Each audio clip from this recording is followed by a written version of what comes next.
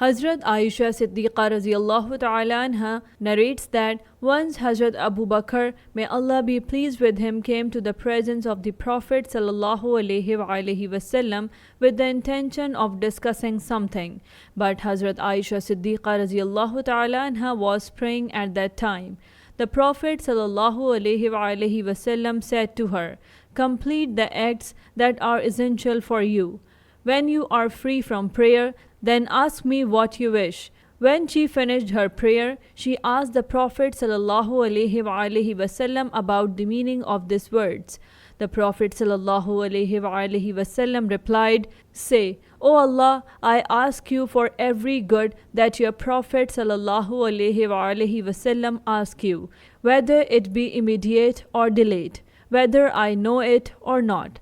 And I ask refuge in you from every evil from which your Prophet sallallahu alaihi wasallam sought refuge.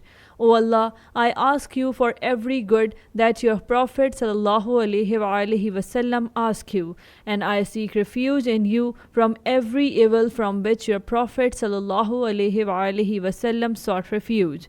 O Allah, I ask you for the good of Jannah, paradise, and protection from its counterpart. And I ask you to protect me from every word and deed that leads to hell and its vicinity. I ask you, O Allah, to decide for me whatever decision you make for me, and it should be a decision of goodness." This hadith is also narrated through another chain of transmission. Musnad Ahmad, hadith number 24028.